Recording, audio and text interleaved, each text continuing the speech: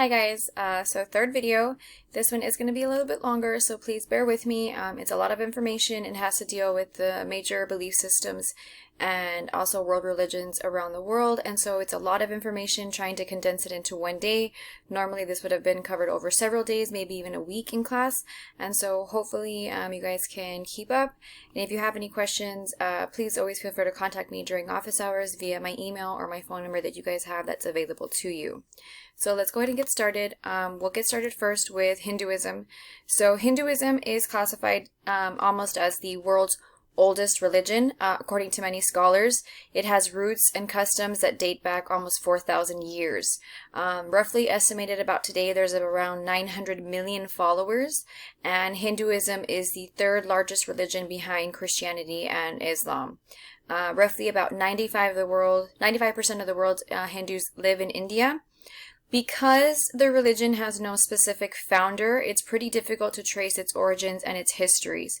Yesterday we did talk about the Aryans who had migrated from the Caucasus Mountains, and then they settled in the Indus River Valley. And so there is some beliefs that these groups kind of contributed to the ideas behind Hinduism, but it's unique in that it's not just a single religion, it's more of a compilation of many traditions and many philosophies over time. So, like I mentioned, it was located near, or originally located near the Indus River Valley, which is near today modern-day Pakistan. Around 1500 BC, the Indo-Aryan people had migrated to the area, and they brought their language, they brought their culture, which then blended with the indigenous people, the Dravidians that were living in that area already. There's some debate over who influenced who more during this time period, and because we don't have a whole lot of written records, it's pretty hard for us to say 100% which one was the influencing factor. The period when the Vedas, or the scriptures of Hinduism, were composed become known as the Vedic period. Things like rituals, sacrifices, and chanting were common during the Vedic period. And then we also see kind of a shift or a change between 500 BC and 500 AD, which translates to BCE and CE. Hindus began to emphasize the worship of deities, the worship of certain gods. And then you also have the introduction of dharma or karma being introduced to the people, as well as other faiths as well. And if you forgot what karma was, karma is basically what you put out, you get back 3 times fold. Now we're moving on to ancestor veneration in China. So in East Asia, ancestor veneration was extremely important. The classical Chinese believed that their ancestors' souls lived on after they died. And so it was their ancestors that they would pray to, they would reach out to, and they would ask them to intercede or help on their behalf to the gods. You had ceremonial procedures that were held to honor the dead. Temples, kind of shrines were kept in the home or near or around the home, and graveyards as well. These shrines were devoted to these relatives that had passed on, and offerings or gifts and trinkets were left to the ancestors, things that may have been their favorite things to eat or drink or play with maybe in their previous life or their life on earth, were put to memorialize them and kind of to honor them and show them respect. So the Chinese would often seek advice from their ancestors as well as praise them and honor them for the lives or the successes that they had done during their lifetime. And ancestor veneration in China really expressed and showed family loyalty, which is key to the family unit in China. Loyalty is going to be a very, very, very big value that they hold close and very, very near dear to them.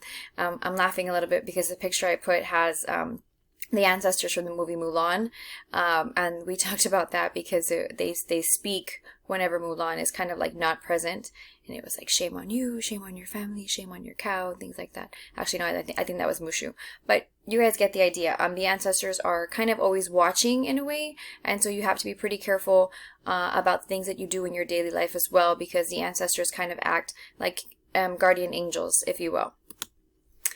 Ancestor veneration in Japan was pretty similar to that in the Chinese culture. They also gave reverence or respect to their ancestors. The memorial idea of the religion was very important to the Japanese, and then it would later get adapted into the Shinto religion in Japan. The Japanese would also host ceremonies of the dead. They were made up of very extravagant funerals and many memorials, even after someone had already passed. Shrines, altars were also dedicated to the spirits of one's family's ancestors. So you see this trend kind of carry over.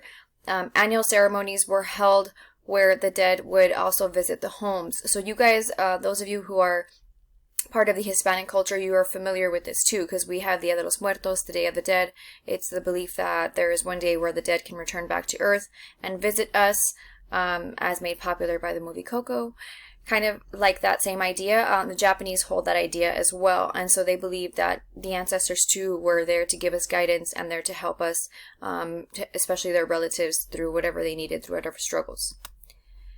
Ancestor veneration in Greece was a little bit different. It did take place, however, it was not as important as it was in China or Japan.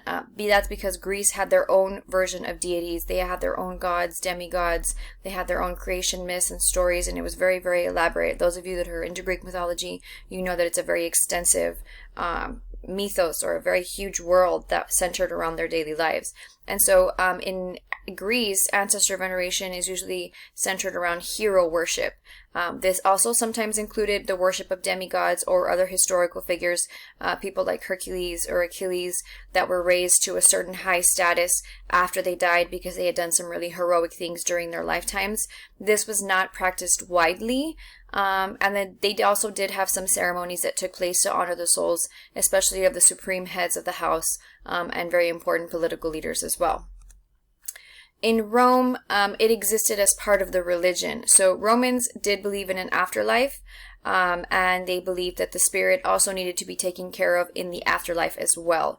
And so you should pray to your ancestors, worship your ancestors, and sometimes even worship them as gods, as opposed to just respecting them, especially if they had been somebody really important, really significant during their lifetime. The Romans believed that their ancestors would return to Earth and visit their relatives during the time where ceremonies were being held honoring them. And so it was kind of like they're present in emotion or in spirit. They're not physically there, obviously, but they're there with you while you're celebrating them. Mostly the worship took place in the home. They would also create tablets with engravings of the most important ancestors. So we do see a commonality even in Asia and parts of Europe where ancestor veneration was important, and you see the continued practice and the use of shrines, memorials, things in the home that were set up to memorialize or honor these ancestors even through death.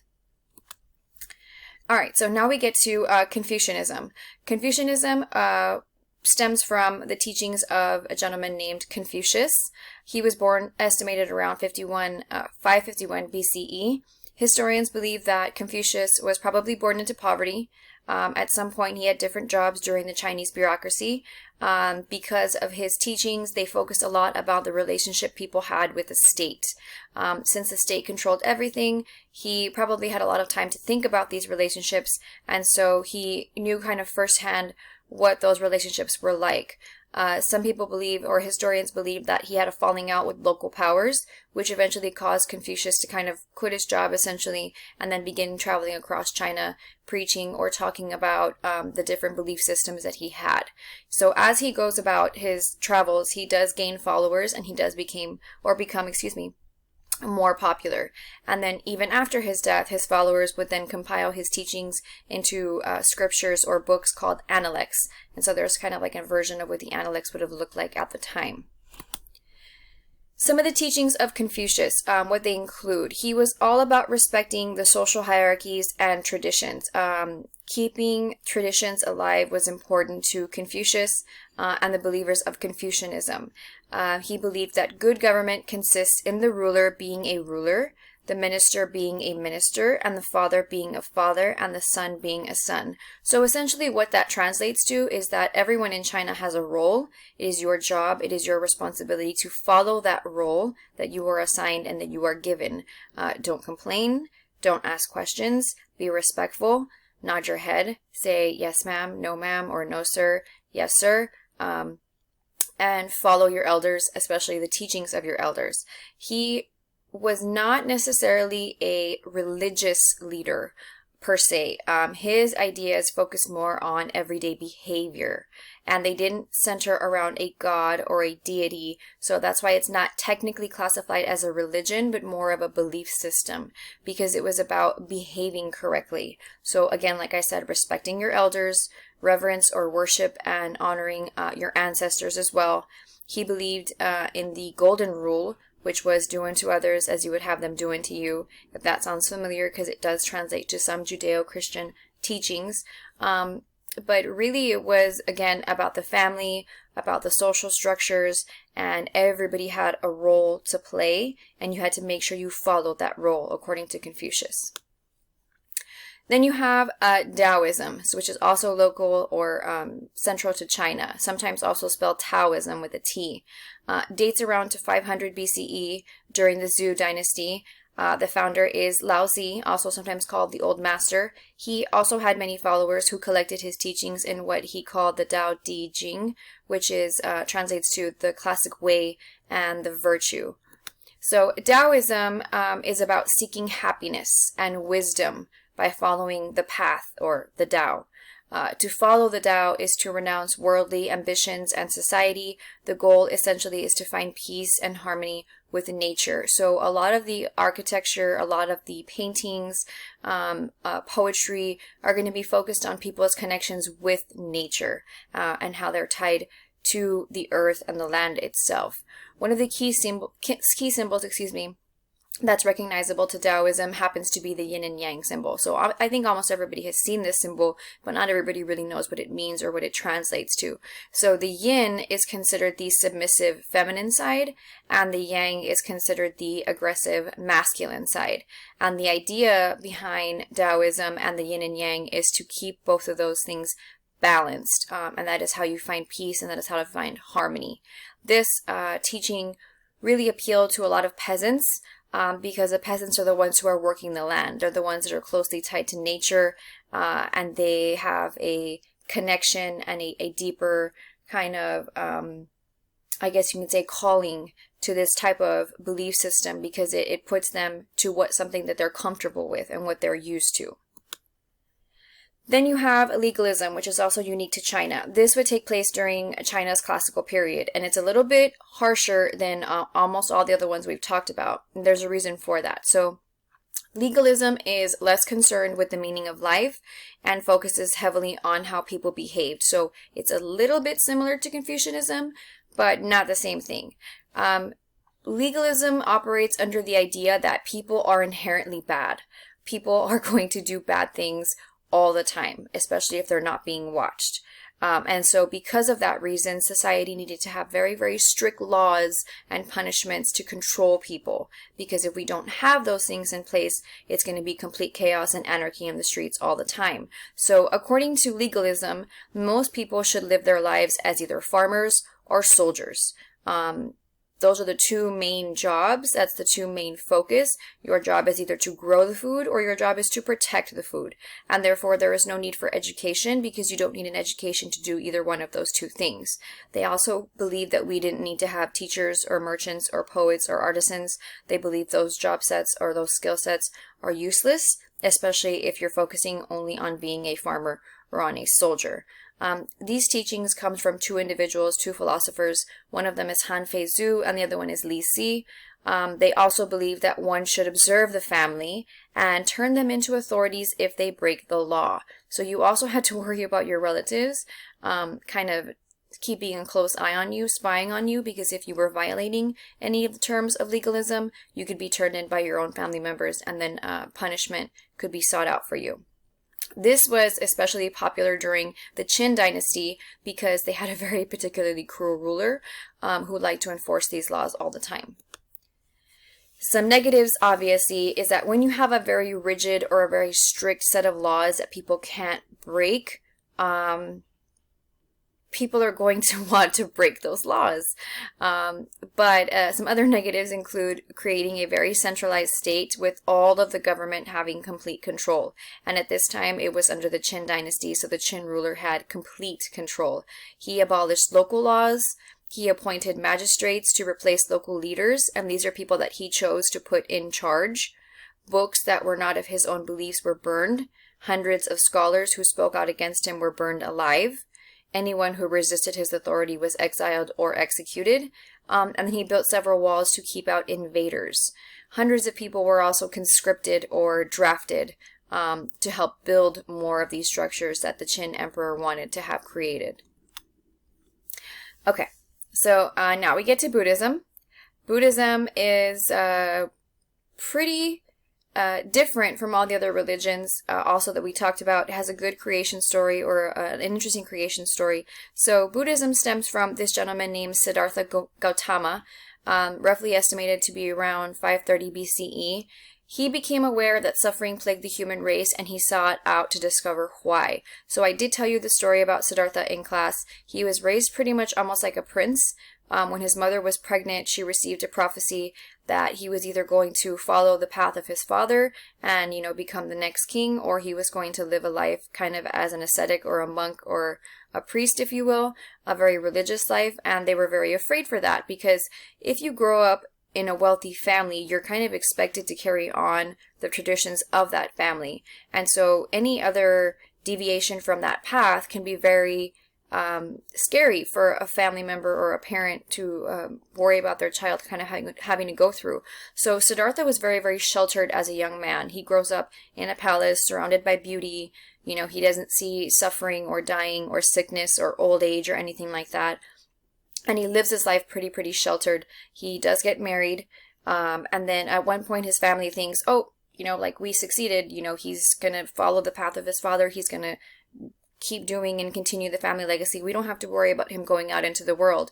Well, then he does go out into the world, and he sees sickness, and he sees suffering, and he sees dying, and he really starts to question, why do humans have to suffer this way? And so he gives up and rejects that life later on as an adult, and he begins to live the life that the prophecy kind of foretold about him. He gives up his worldly possessions. He goes under the Bodhi tree. He meditates for we don't know how long. Some people say days, some people say months, but he sits there and he meditates until he reaches what's known as enlightenment. This is where he gets his name, Buddha. So the Buddha actually means the enlightened one. Buddhism focuses around two things, the Four Noble Truths and the Eightfold Path. So the Four Noble Truths are there. So 1, all life includes great suffering. Humans suffer. 2, all suffering stems from desires for worldly pleasures and material things. So we get upset, we get let down when we don't get the material things that we want. 3, suffering can end when one eliminates all of one's earthly desires. So if you don't have a need or a want for, fancy, unnecessary things that don't necessarily help you survive, you can eliminate the suffering that is focused behind those things. And 4, desire can be eliminated by following the Eightfold Path. So the Eightfold Path is there on the picture that you guys see. Right view, right intention, right speech, right action, right livelihood, right effort, right concentration, and right mindfulness. So if you practice those things as part of the Eightfold Path, you can eliminate the suffering from your life. That is what Buddhists mostly believe. It does incorporate some changing Hindu traditions. So Hinduism is strongly rooted in India. And so if you have Buddhism coming in now and being something new that's different for the people, it is going to cause some conflict with the existing ways of thinking. So Buddhism was built also on a belief of inward reflection and a hope to end the cycle of reincarnation, because Hindus believe that they're reincarnated constantly, and then how you live your life depends on how you will be reincarnated. So if you were not such a great human being during your lifetime, you might come back as something, really ugly, or a cockroach or something like that. Eventually, they believe that if you reach nirvana, it's when you kind of experience a period of what's called a blowout, an end of rebirths. So when you reach your perfect life, essentially, you will stop being reborn. You will just live that life, and that will be the end of this cycle. Buddhists rejected the social hierarchy and the Hindu caste system. So as you can probably already start to think, a lot of people, especially who were on the lower end of the Hindu caste system, are going to really strongly embrace Buddhism because it gives them a way out. Hinduism, being focused on the caste system, doesn't give people any way to escape their current situation. They're pretty much trapped on that caste system, and there's no way of escaping. The idea is that be satisfied with this life, be a good person in this life, and then maybe in the next life you'll be rewarded. So the spread of Buddhism, it does become very popular with the lower caste systems. The teachings also were important because the Buddhist teachings were not in Sanskrit. Sanskrit was the ancient language of the educated elites. So if you were a poor person, an uneducated person, you couldn't read the Vedas because they were written in Sanskrit, and it was very hard for you to understand what was being said unless somebody was explaining it to you. The Buddhist teachings were in the Hindi language, or the Dravidian language, which is the native language of the people. So the people can also understand now what the teachings are saying. They can read the books, they can listen to the stories for themselves. And then you also see contacts increasing with China because of the Silk Road. So you see merchants going back and forth through the Silk Road, as you can see on the map there, and then eventually bringing with them the Buddhist religion as also, because Buddhism will become very, very popular in China too. In later years, in about the 6th century, the Huns would invade India and destroy hundreds of temples. Islam also began to spread during this time, and then all the way up to the Middle Ages, which kind of forced Buddhism into the background. Today, there's about 470 million followers estimated, and it's considered a major world religion, even though technically it's not a religion. Buddha never really wanted to consider himself a god or a deity. Even though sometimes people worship him as one. And so he was just a person. Later in his life, or actually later in these areas, people began associating him with miracles or extraordinary things that he had done. But during his life, he really didn't want to be associated with that. He was more about ending the cycle and creating a new belief system for his people. So the two pictures I have there are the pictures of the Dalai Lama, which are supposed to be the first one and then the most recent one. It is believed that the Dalai Lama is a reincarnation of the original one. So I want to say, and I could be wrong, but I think there's been about 14 Dalai Lamas, and each of them is reincarnated of the previous one. So they hold on to their memories from the past life. Okay. So now we get into Judaism, the context behind Judaism. Jewish people believe that there is one God who established a covenant or a special agreement with them through Abraham. According to the scriptures, their God communicates through prophets, and he rewards good deeds and he punishes evil. Most Jews believe that their Messiah still has not come, but that he will come eventually one day. Today, there are estimated about 14 million Jews worldwide. Most of them live in the United States and in Israel. And traditionally, a person is considered Jewish if his or her mother is Jewish. So it's also considered a matrilineal religion. Most of the teachings of Judaism can be found in the Torah. It includes the same books that can be found in the Old Testament, in the Christian Bible. However, they are placed in slightly different order. That is because Christianity comes from Judaism, and we'll get to that in a minute. Jewish people worship in holy places known as synagogues, and their spiritual leaders are called rabbis. The six-pointed Star of David is the symbol of Judaism. So the history of Judaism. Abraham is considered the original founder of Judaism.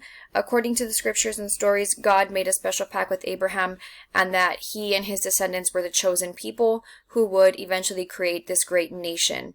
Abraham's son Isaac and his grandson Jacob also became very central figures to the story of Judaism.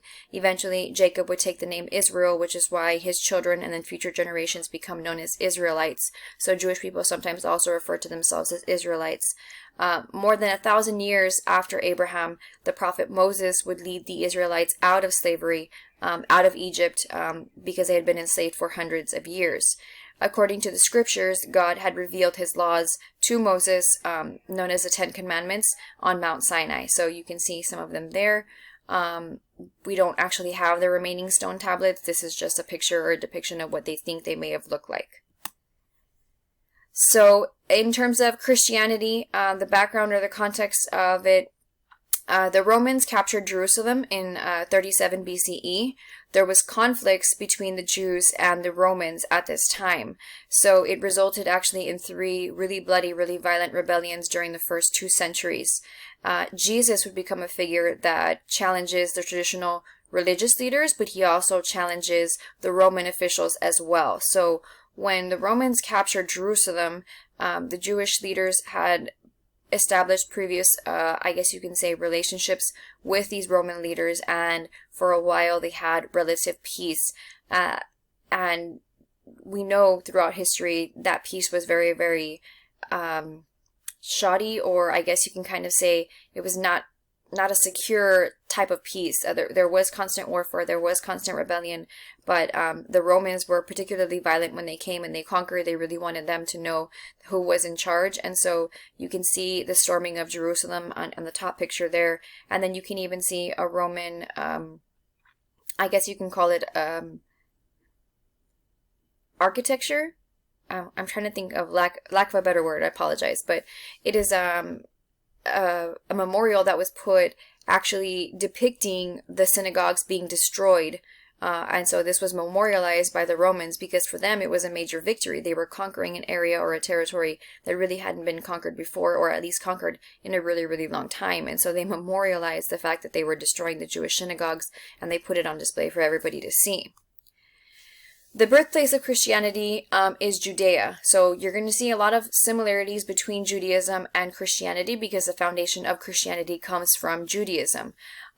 Judea is the ancient kingdom of David and the ancient kingdom of King Solomon. By 37 BCE, Herod is appointed king. And I should mention that he's appointed king pretty much by the Romans. People really don't like Herod at this time because he's not Jewish by birth. He was a Jewish convert. And therefore people trust him a lot less. People did view him as a puppet for the Romans because he pretty much did whatever the Romans told him to do. Then in 4 CE, Herod dies and his 3 sons would divide the land. The thing is that when these sons divided the territory of Judea in this time, there was a lot of unrest because these sons were fighting with each other. They were fighting with the Roman leaders. And so Rome doesn't have time for this. The fact that Rome is really more considered or worried about their money being interrupted, they sent out a Roman prefect or a military governor to go out and make sure that things don't just get disrupted during this time period. So some pictures here and kind of story time. I love story time. Hopefully you guys do too.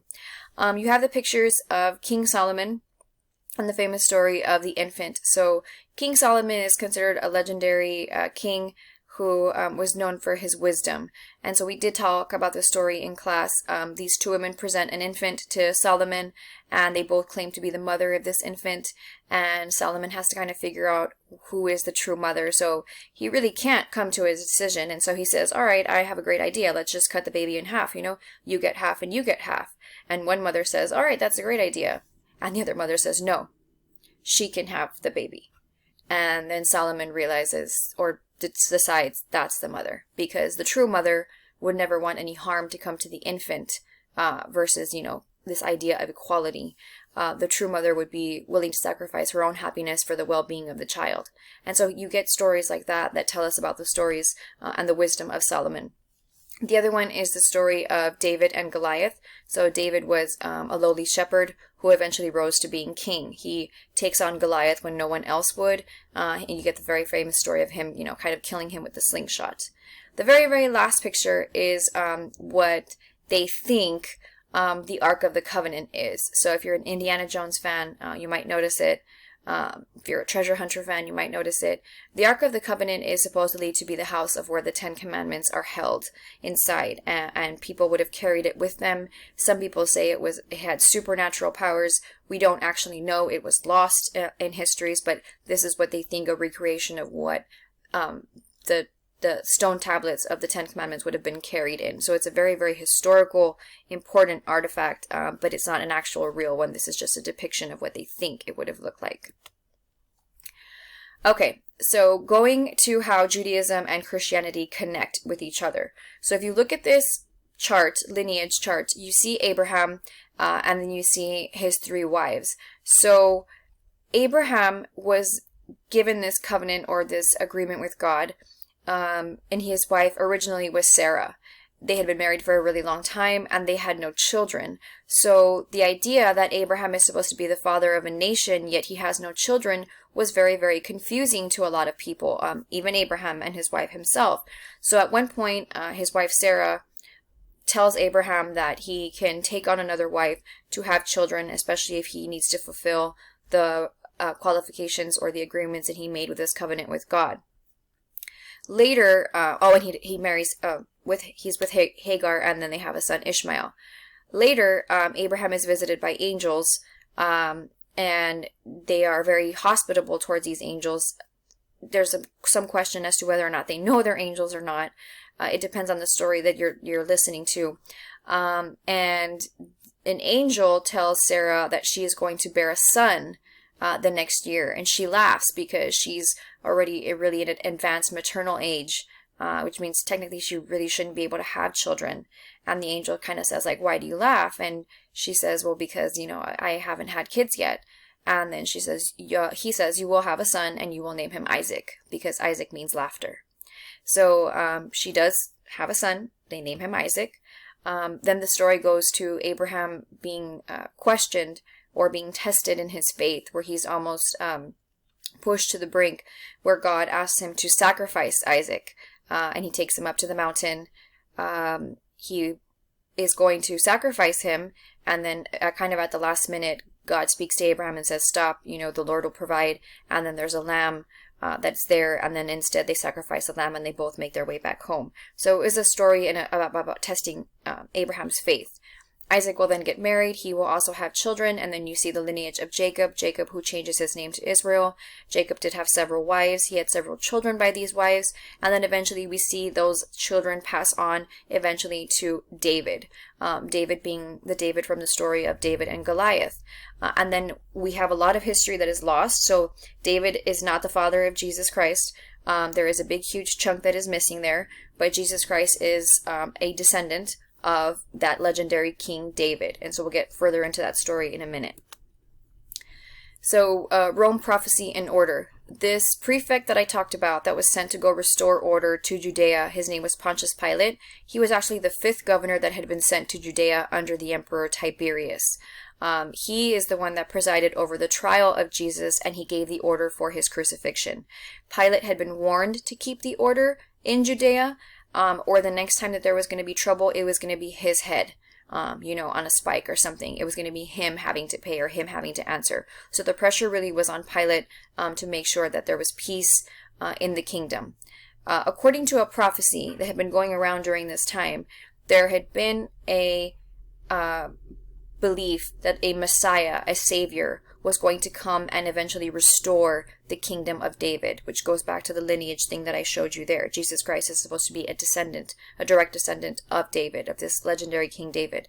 And Messiah means, the anointed one, which becomes very, very threatening to the existing order of things, because the Jewish leaders have already worked out an agreement with the Roman leaders, and they have things set in place, order set in place. You do this, we do this, you stay out of our hair, we'll stay out of your hair.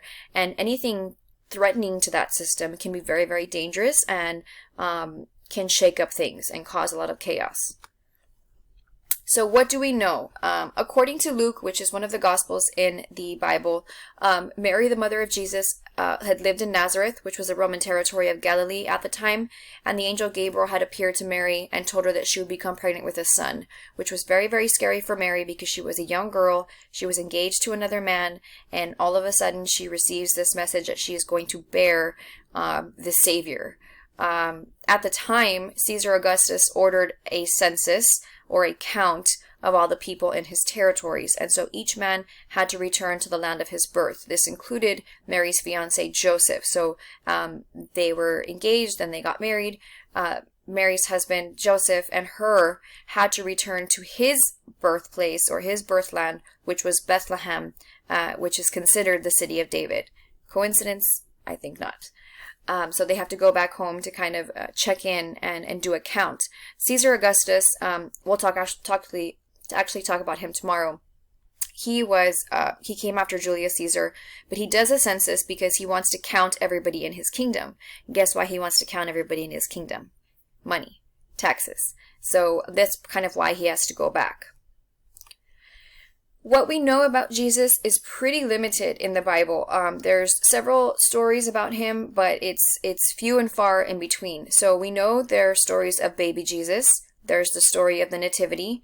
There's a story of Mary and Joseph on their way to Bethlehem, and they have to stop at a manger because Mary has to give birth, and she delivers Jesus in this manger, which is kind of almost like a barn or a farm type area surrounded by animals. There's 3 wise men. Sometimes people call them kings or magi. They were following this legendary Star of Bethlehem that was supposed to be the signal or the sign to indicate that the Messiah was coming to save everyone. And the wise men follow the star until they reach Jesus and they find Jesus. And they leave him 3 gifts, which are pretty symbolic. They leave gold, they leave frankincense, and they leave myrrh. Gold is something that is given to a king. Frankincense is something that is given to a priest. And myrrh is something almost like an oil that you put and you anoint the dead with. And so if you really think about those gifts, that's almost, foreshadowing or prophetic in and of itself. You have the gold marking the relationship of the king, the frankincense of a priest, and then you have the myrrh symbolizing death. So even as an infant, Jesus's life was kind of already mapped out or planned out for him. The Magi, knowing the prophecy and understanding the importance of who this person or individual could be potentially to the rest of the world, did not return back to where they were from. The ruler, Herod Antipas, had told them, when you find the Messiah, tell me where he is. I just kind of want to talk to him. Yeah, sure. They knew that if Herod found this infant, it was going to be very, very dangerous. And so they did not return back the way they went home. And so they kind of avoided the situation and they didn't tell Herod where they could find this infant. Then we jump forward and we don't hear about Jesus again until he's a youth or he's a young man. Every year his family would travel to Jerusalem to celebrate Passover. So Passover is a feast that goes back to the times of Moses. Passover is a time when you remember that the angel of death passed over the homes of the Israelites that were enslaved in Egypt. And it goes back to the idea of the 10 plagues. The very, very last plague was the death of the firstborn. Moses told the people to put the lamb or the blood of the lamb around the doors, and the angel would know to pass over the doors and not harm those families, the families of those who believed. And so it's an ancient Jewish celebration, and so Jesus and his family are Jews, and so they would have practiced this, and so they're traveling to Jerusalem to celebrate Passover. Jesus actually gets left behind. So the reason for that is because back then caravans, men traveled with men and women traveled with women.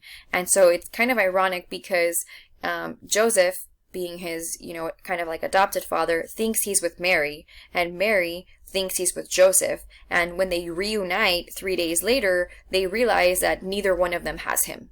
And so they freak out because they're parents, and they have to hustle back to wherever it is they were. And when they find him in the middle of the temple teaching with all these other religious leaders, and he's holding conversations with these religious leaders that this 11 or 12-year-old child should not be able to hold with these with these individuals. And so the fact that he's communicating with them and speaking with them on a level that's equal to them is really confounding, because they haven't told him about his backstory or anything like that surrounding those things. And so when Mary, being a very concerned mother, and Joseph finally catch up to him, they're like, where were you? Where have you been? And he kind of just says why were you looking for me? I was in my father's house. And that just shocks them to the core, because they don't know that Jesus, guys, Ariel walked in. So, they don't know, or Jesus wasn't informed of his upbringing, or the questions or anything like that surrounding his past. So it's very, very shocking for them that he's able to express those things even as a young man. The next stories that we hear about him are when he's an adult, and their stories surrounding the miracles that he performs. So we have Jesus, being able to have power or control over nature. At one of the weddings, he's able to turn water into wine. The story of him being able to walk on water and turning fish and loaves and being able to feed hundreds of people. You have stories of him curing the sick, curing the blind, lepers, paraplegics, performing exorcisms, which is like taking demons out, resurrecting the dead. You have the story of him with the woman at the well, the Samaritan story, the woman who is considered a prostitute, who is going to be stoned to death, and he basically intercedes on her behalf and says, okay, let the person who is without sin, let the person who has never done anything wrong in their life, go ahead and pick up the stone and throw it. And he almost shames them into realizing that we're all human, we all make mistakes, everyone has done something in their life that they are not proud of, and so they all kind of just walk away and leave the situation as it is. And probably his most important teaching comes from the very last one, the famous one, the Sermon on the Mount, which is where he basically told people that the greatest commandment is that you should love your neighbor, love them, and then pray for your enemies, which is really shocking to a lot of people because you normally don't hear others say, pray for those who hurt you. If somebody hits you, turn the other cheek. The societies back then weren't like that. It was kind of like an eye for an eye, going back to Hammurabi's code, and the Old Testament was all about God being very, very vengeful, this God of hellfire and brimstone. So when Jesus is preaching forgiveness and understanding, and being remorseful for your sins, it's a big shock to the culture at the time.